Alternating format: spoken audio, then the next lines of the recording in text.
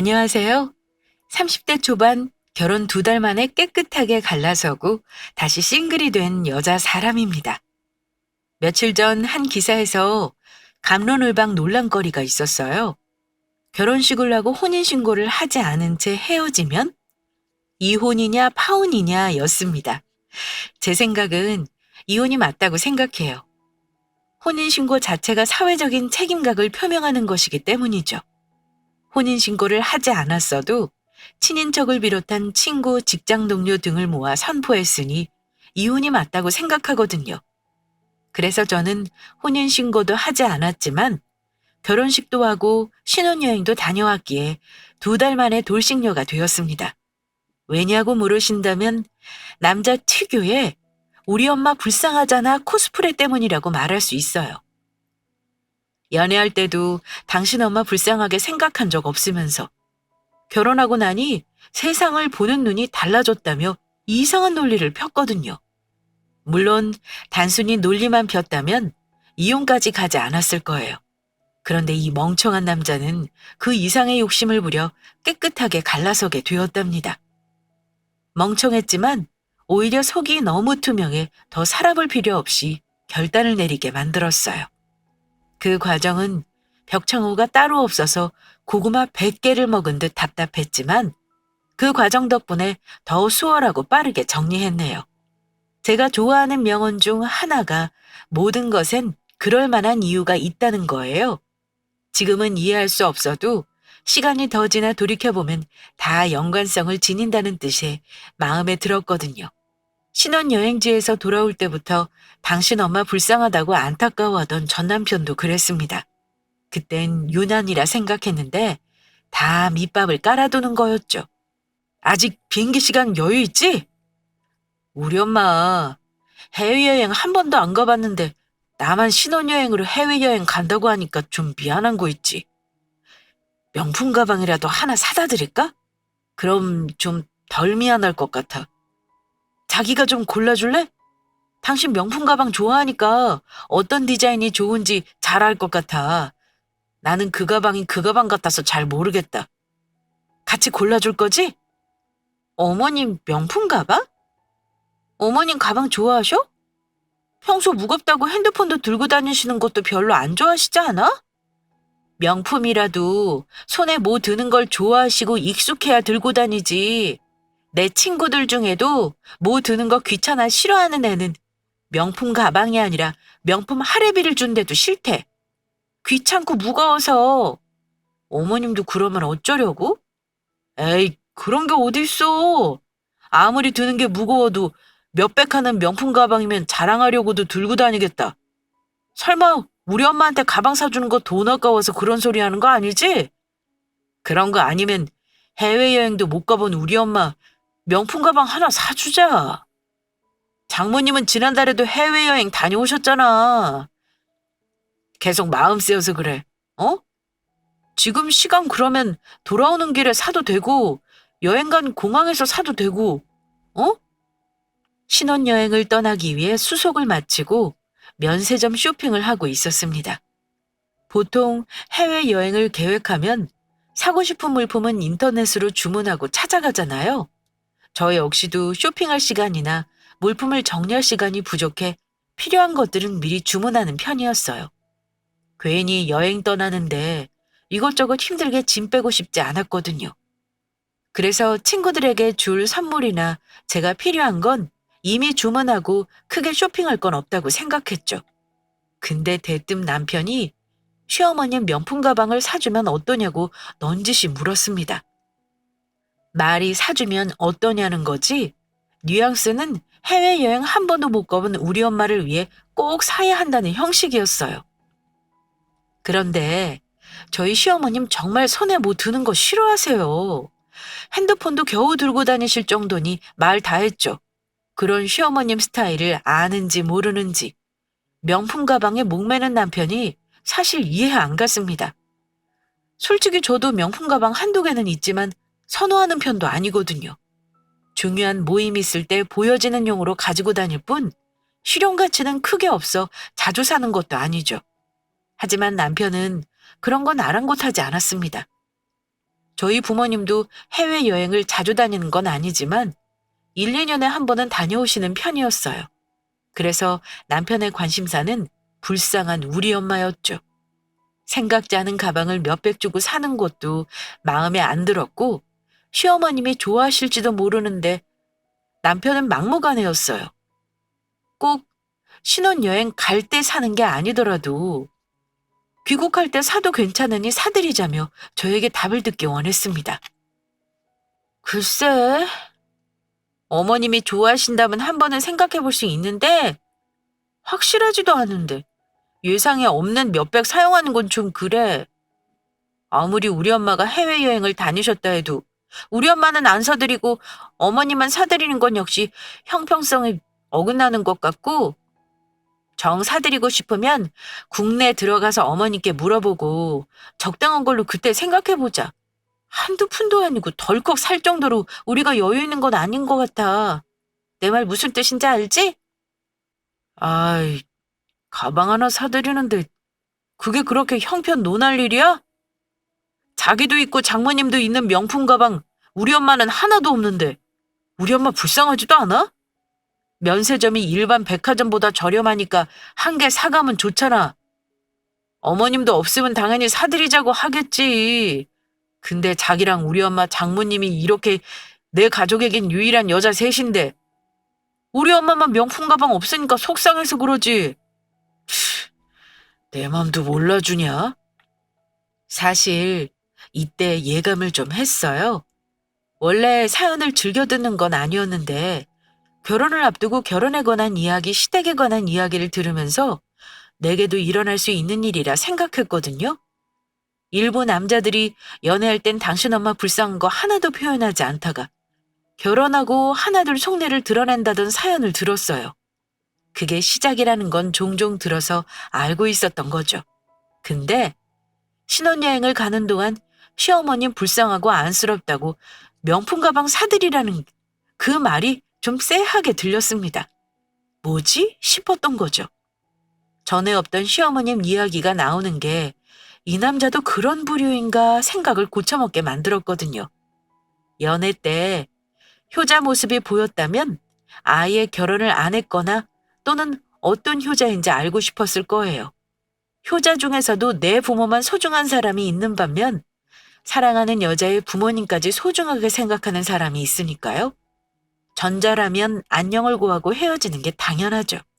하지만 후자라면 양가 부모님께 받은 사랑 되돌려주고 사는 거 전 좋다고 생각합니다. 하지만 결혼 전 연애할 때 남편 모습은 그 어디에서도 속하지 않았어요. 그래서 혼란스러웠죠. 왜 이런 부류의 남자들은 결혼하고 나면 갑자기 관심도 없던 자기 엄마가 안타까워질까요? 대리효도? 며느리는 봉?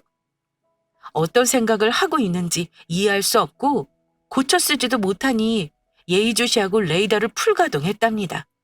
깊이 들어가기 전 유턴해서 나와야 하니까요. 왜 항상 슬픈 예감은 틀리지 않는지. 신혼여행에서 명품 가방을 시어머니께 선물하자는 이야기는 서론에 불과했어요. 자기야, 이리 앉아봐.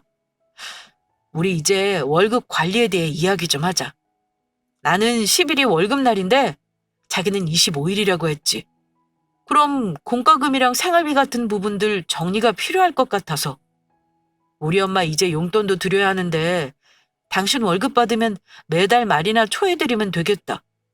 내 월급날 10일이라 어정쩡하니까 월말이라 월초에 드리는 게 한 달 예산 짜기도 편하니까 자기도 동의하지? 어? 어머님 용돈을? 그런 이야기 지금까지 없었잖아. 갑자기 어머님 용돈을 드리자고? 생각해보니까 그동안 용돈도 못 드리고 걱정만 끼친 것 같아서 이젠 둘이 버니까 버는 금액이 늘었잖아. 그니까 이제 나 걱정하지 말라고 잘 살고 있다고 말해주고 싶어서 어디서 보니까 그런 건 말보다 돈으로 하는 게 가장 확실하다잖아. 매달 엄마 나 잘 살고 있어 라는 말보다 용돈 척 드리면 얼마나 좋겠어. 안심되고. 둘이 보니까 안정적인 생활을 하는구나 하시면서 자기도 예쁘게 생각할 거 아니야. 그치? 대꾸할 가치를 느끼지 못했어요.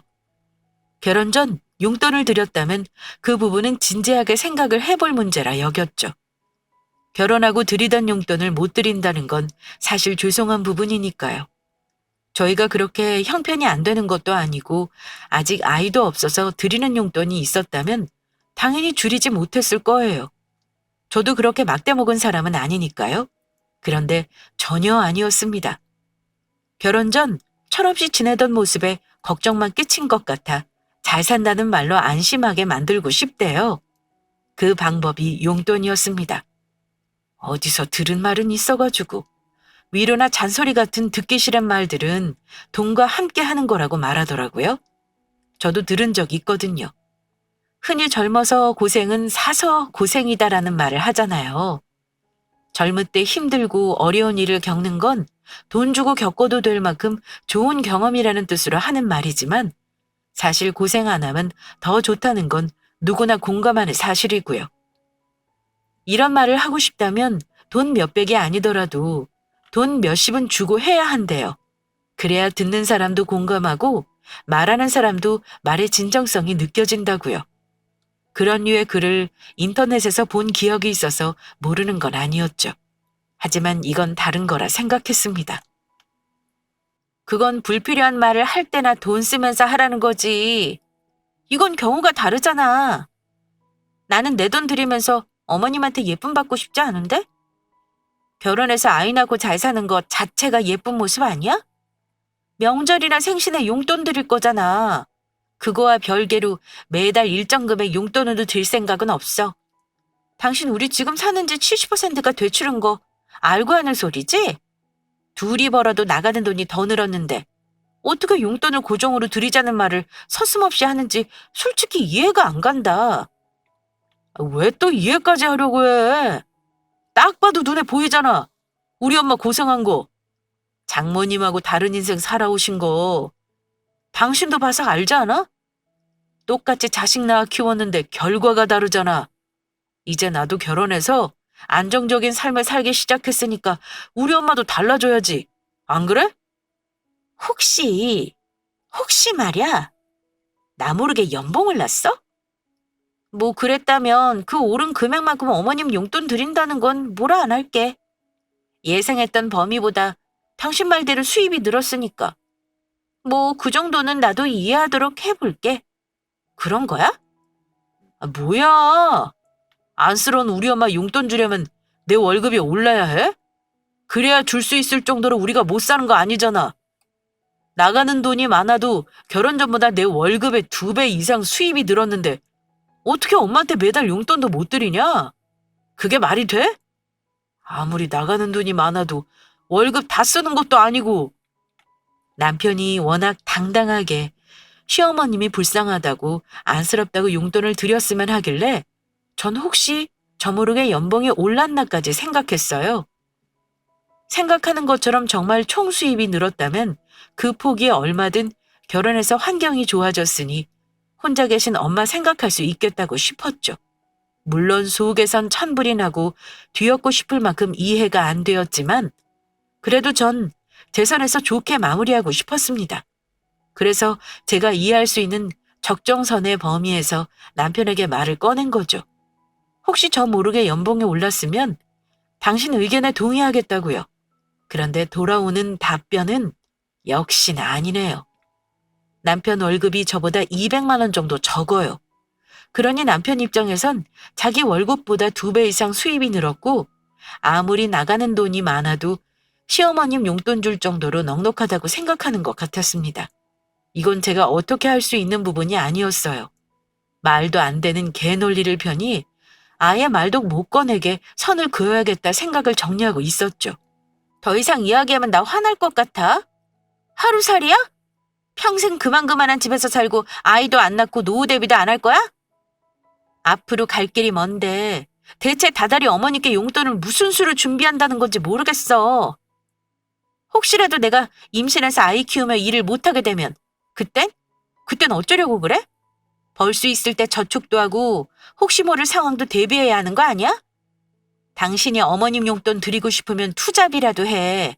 일찍 퇴근하니까 밤에 대리운전이라도 해서 그 월급 고스란히 드린다면 내가 그건 터치 안 할게. 그만큼 어머님 안쓰럽게 생각하는 당신 진심을 봐서라도 그게 아니면 더 이상 어머님 용돈 이야기 거론하지 마. 더 이야기하면 나 화낼 거야. 그런데 남편은 그런 저의 생각과 다르게 넘지 말아야 할 선을 넘고 말았습니다. 정말 언감생심도 유분수지. 결혼이라는 제도 하나로 남의 돈을 꽁으로 넘보더라고요. 왜 제 수고와 노력이 고스란히 시어머님에게 가야 하는지 말하는 면상을 한 대 휘갈기고 싶었답니다.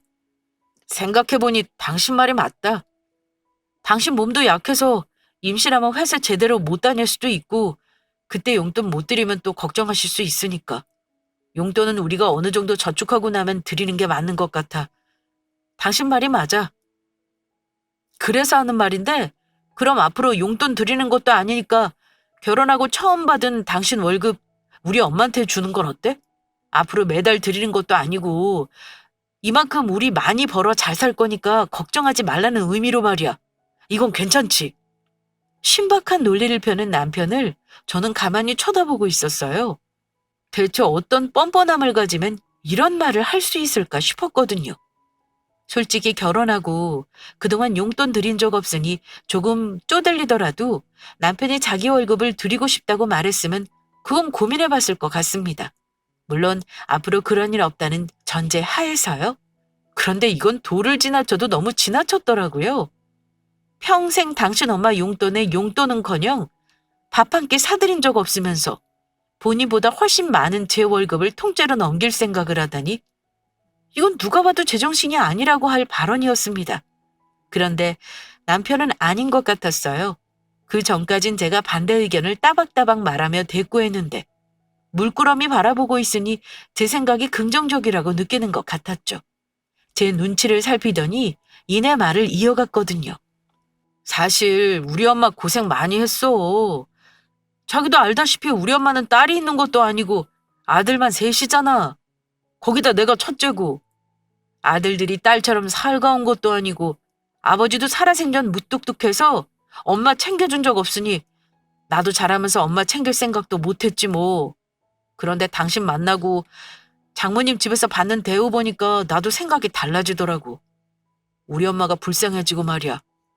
같은 여자로 태어나서 비슷한 연배를 지니시고 같은 시대를 지냈는데 너무 다른 삶을 살잖아. 고생은 고생대로 하고 대우도 못 받고 말이야. 내 말 무슨 뜻인지 알지? 그래도 아들 장가 잘 가고 며느리 잘 만나 첫 월급 받으면 얼마나 대견하고 뿌듯하시겠어. 그치? 당신도 동의하는 거지?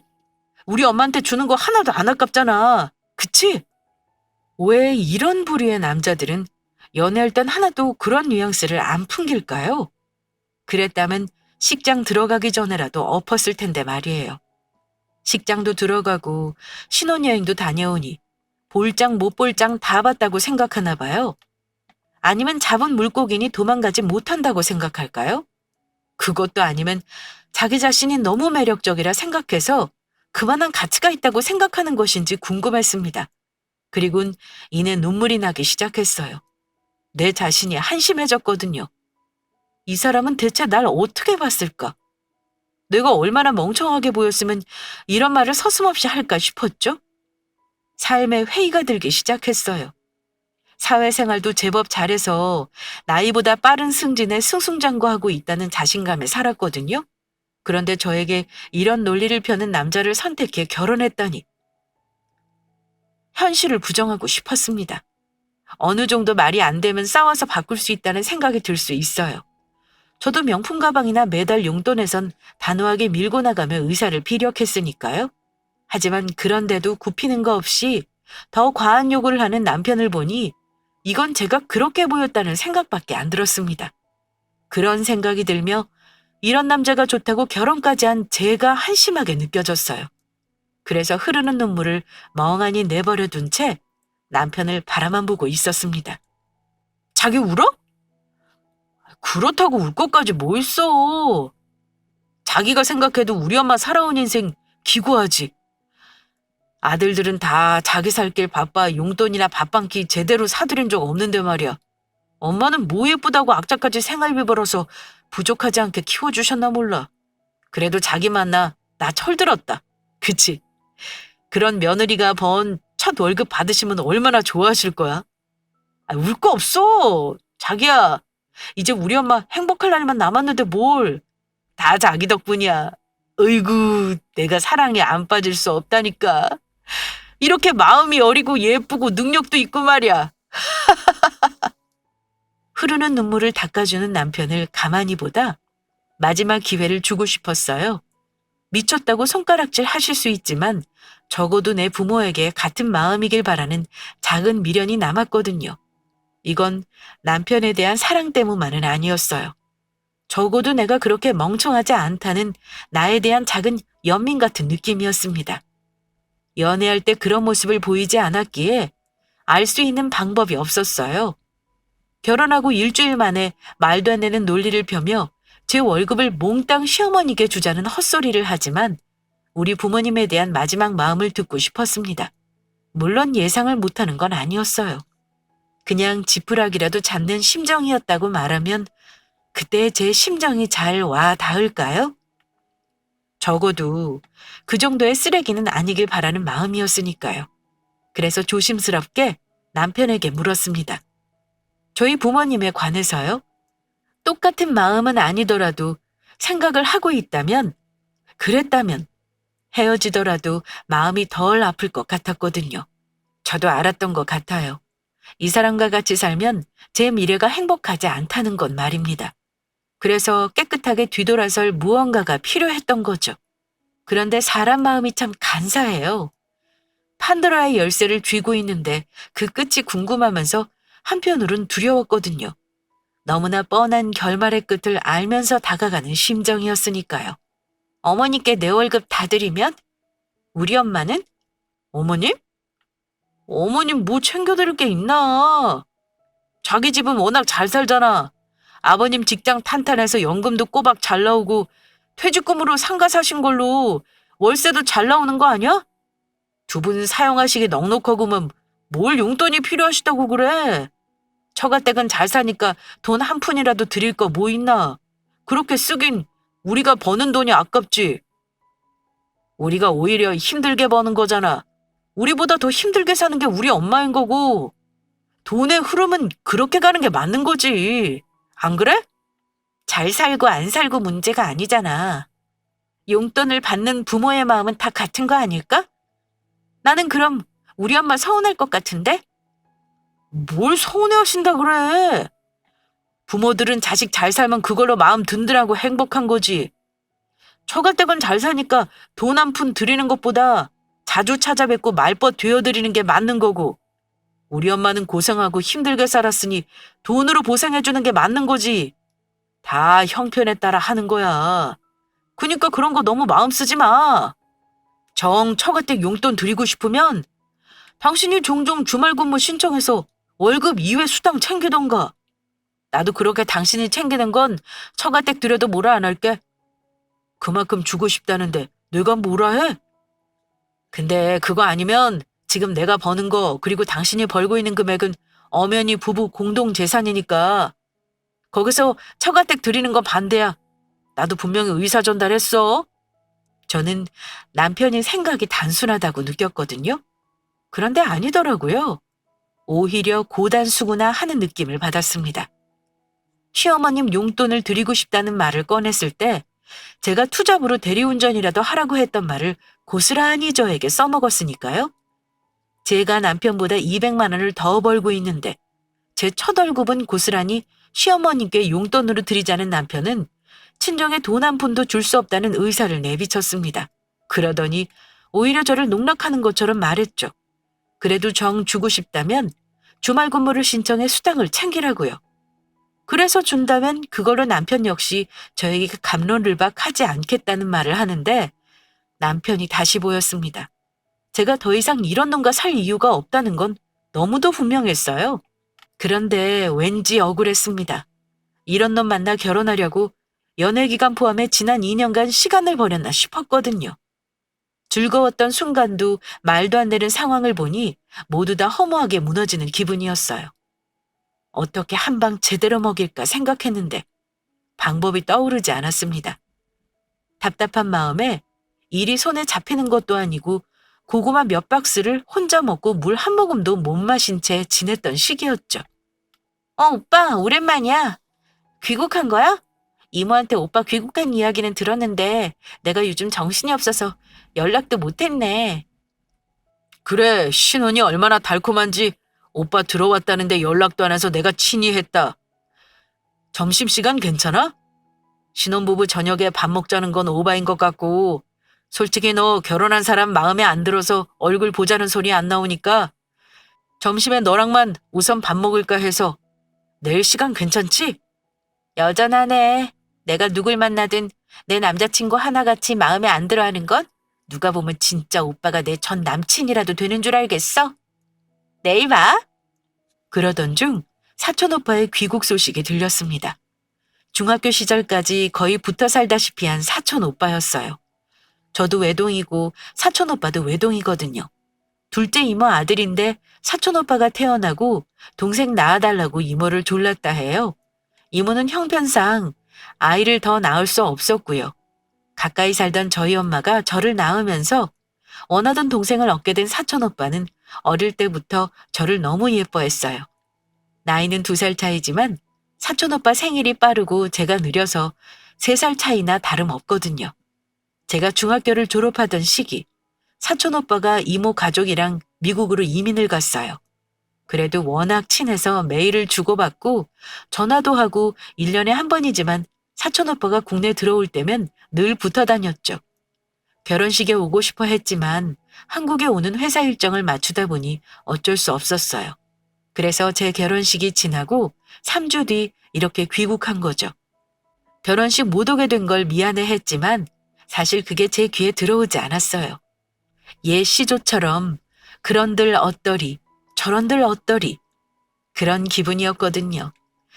결혼식이 아니라 눈앞에 펼쳐진 헬지옥에서 빠져나가야 했으니 사촌오빠의 미안한 마음이 잘 전달될 리 없었죠. 결혼해서 한참 신혼당군 빠져있을 시기 아니야?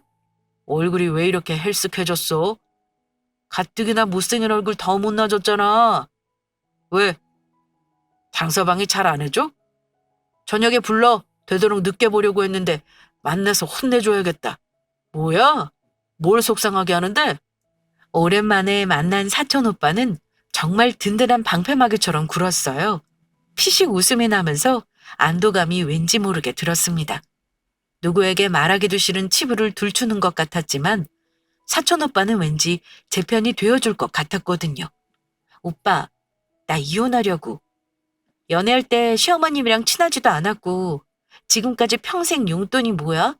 생활비 한번 드린 적 없으면서 결혼식 끝나자마자 시어머니 불쌍해 죽겠대. 신혼여행 가는데 명품 가방을 사달라 그러질 않나. 이제 결혼해서 안정적으로 사니까 다달이 용돈 드리고 싶다는 거 있지? 내가 대출받아 집 샀는데 그게 말이 되냐고 안 된다니까. 그럼 첫 달 월급 시어머님 용돈을 드리재? 그럼 얼마나 대견하고 잘 사는 우리 모습에 안심하겠냐고? 근데 그 첫 달 월급이 지 월급도 아니고 내 월급이야.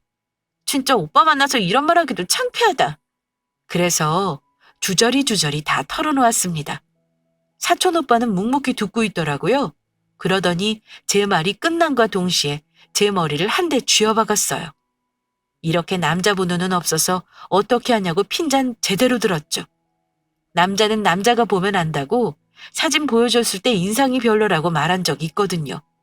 인성의 8알은 관상이라며 엄청 뭐라고 했었죠.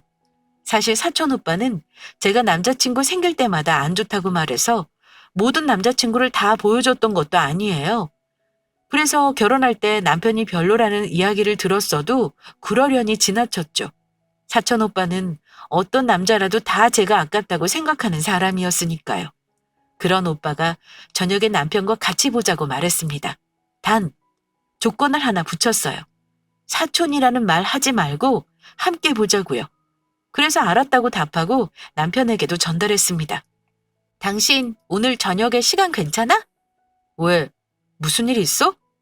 아니, 오랜만에 연락 온 지인이 결혼식에 못 왔다고 미안해서 밥 한 끼 사고 싶다는데 당신 시간 괜찮은가 해서. 그래? 그럼 가야지. 나는 세상에서 제일 맛있는 게 누가 사주는 밥이더라. 어디로 가면 돼? 오만정이 다 떨어졌다는 게 이런 순간을 두고 말하나 봐요. 사실 세상에서 제일 맛있는 밥은 남이 차려주는 밥, 남이 사주는 밥이라는 건 저도 동의합니다. 그런데 그 말이 남편 입에서 나오니까 느낌이 달랐어요. 진상도 이런 진상이 또 있을까 싶었거든요. 어떤 지인인지도 묻지 않더라고요. 밥 사줄 정도니까 친하다고 생각하거나 저를 아낀다 정도로 여기는 것 같았어요. 뭐 둘 다 틀린 말은 아니죠. 그렇게 저녁 식사 자리에 저와 남편 그리고 사촌 오빠가 처음으로 마주보고 앉게 되었습니다. 안녕하세요. 처음 뵙습니다. 김혁진입니다. 우희에게 이야기 많이 들었어요. 어릴 때부터 친남매처럼 가까이 지낸 사이였는데 제가 미국으로 이민 갔다가 귀국한 지 얼마 안 돼요. 결혼식 날짜 맞추려 애썼는데 생각보다 쉽지 않아서 이렇게 뒤늦게 인사드리네요. 아, 네. 안녕하세요. 전 우희에게 한마디도 듣지 못했어요. 이렇게 근사한 지인이 있는 줄은 몰랐네요. 이렇게 호텔 디너를 사주실 정도면 우희랑 상당히 가까웠구나. 우희를 굉장히 아끼시나 봐요. 맛있고 좋은 곳에서 식사 대접하면 우희랑 관계가 어떤지 예측이 가능한가 봐요. 뭐 말씀하신 대로 우희를 아끼고 상당히 가까운 관계는 맞죠. 볼 거 못 볼 거 다 봤으니까. 하지만 직원 할인이 가능해 생각보다 부담되지 않는 가격이에요. 그러니 부담 없이 드셔도 좋을 것 같습니다.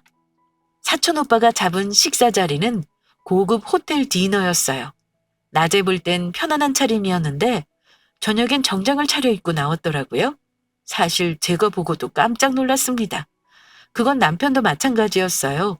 고급 식사 자리에 초대한 사람이 웬 남자라는 사실에 기분 언짢아하는 느낌이 들었거든요.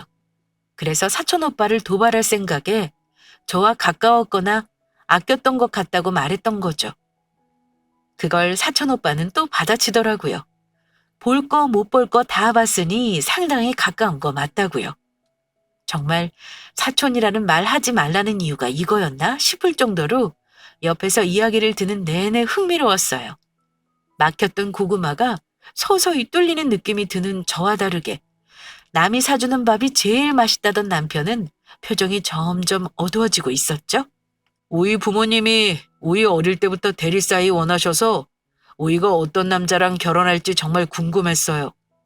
여행도 다니고 우희 하나만 있어서 우희 결혼하면 북적대는 분위기면 좋겠다고 늘 말씀하셨거든요. 워낙 정도 많으신 분들이라 잘해드리세요. 가는 것 이상으로 주는 게 많으신 분들이니까요.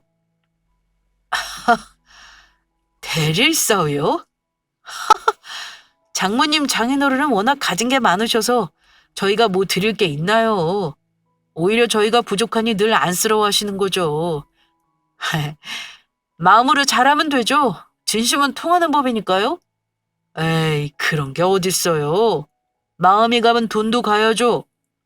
제가 오늘 호텔 디너가 아니라 포장마차 우동을 사드렸어도 그랬을까요? 그랬어도 우이 아끼고 많이 친했나 보다 라는 생각이 드셨을 것 같아요. 아닐걸요? 2번 다시 만나지 말라고 화냈을 거예요. 사람 마음이 다 그렇죠. 곳간에서 인심 난다는 말이 괜히 있는 게 아니라니까요. 사촌 오빠는 작정을 한 것 같았습니다. 비싼 식사 대접을 하는 이유가 너무 분명했던 거죠. 사실 저희 친정 부모님은 대릴 사위까진 아니어도 여행도 다니고 잘 지냈으면 하는 바람이 있으셨어요. 모든 부모님들이 아마 다 그렇겠죠. 자식이 결혼했다고 남이 되는 건 아니니까요.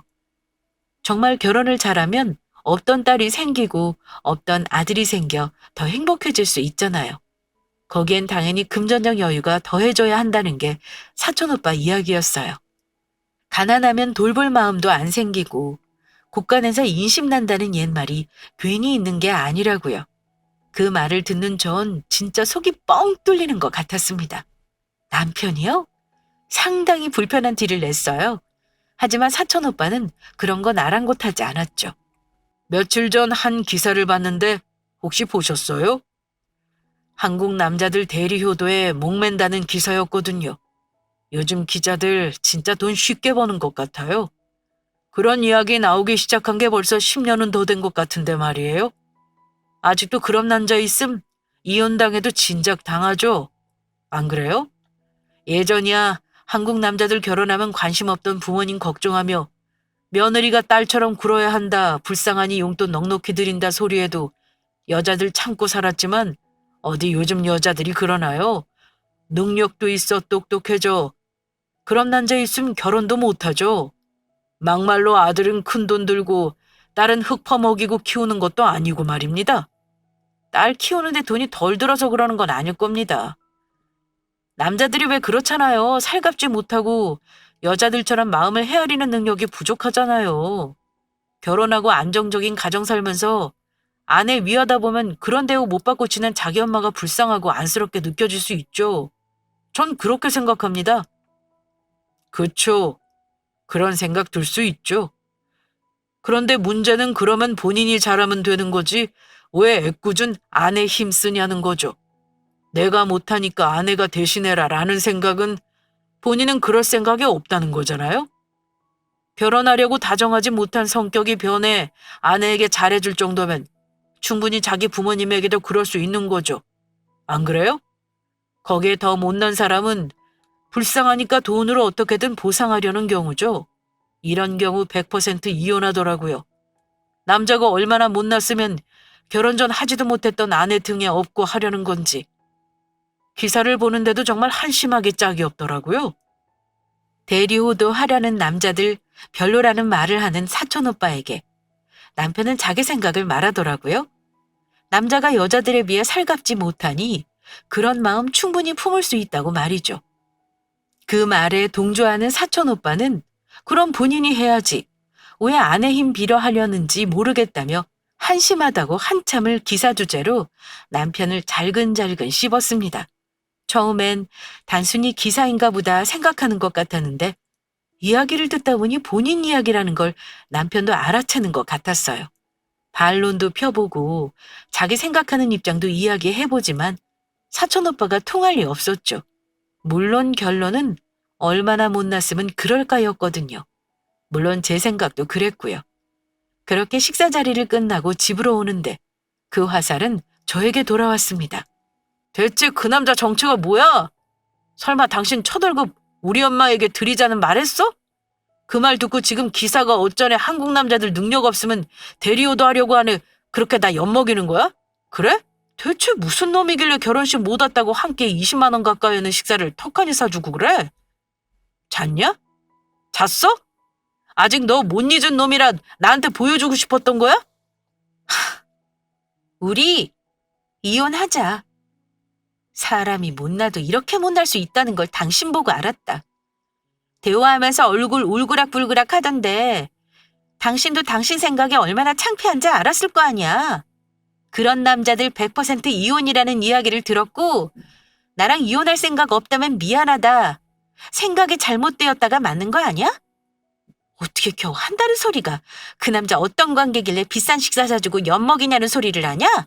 잤냐고? 잤냐고 물으면 같이 잔 세월이 너무 많아서 손에 다 꼽을 수도 없네. 네가 원하는 대답이 이거라면 됐지? 사실이죠. 사촌오빠와 잔날이 하루 이틀이겠어요. 거의 동고동락 하다시피 한 유년 시절 살 수 없으니까요. 그 소리를 들은 남편은 저에게 고래고래 소리를 질렀습니다. 이혼 사유라고요? 제가 유책 배우자라는 둥 다른 것도 아니고 시어머님 용돈 주자는 소리에 이혼하는 부부가 세상에 몇이나 되냐는 둥 난리도 아니었어요. 그런데 이혼 쉽더라고요. 혼인신고를 하지 않았으니 사실혼 관계여도 법적으로 갈 필요가 없었거든요. 물론 남편이 악한 마음을 품고 사실혼 관계이고 어떻게 하려고 했으면 좀 번거롭고 시끌벅적했을 수 있어요. 하지만 그럴 배포도 없는 놈이었죠. 그렇게 이혼하게 되었습니다. 당분간 누굴 만나는 건 생각하지 않으려고요. 저 남자 번호는 바닥에 있다는 거 알았거든요. 사촌오빠는 앞으로 자기가 허락하지 않은 남자는 만나지도 말고 결혼 생각은 더더욱 하지 말래요. 그리고 지켜보는 괜찮은 놈 하나 있으니 6개월만 더 검증 끝나면 저에게 소개해주겠다는 말도 했습니다. 참 든든하죠? 요즘 벚꽃이 만발한 게 정말 이뻐요. 저에게도 봄꽃처럼 화사하게 만발할 날이 언젠가 올 거라는 기대감으로 짧고 굵었던 첫 결혼 생활 잊겠습니다. 긴 글 들어주셔서 감사해요.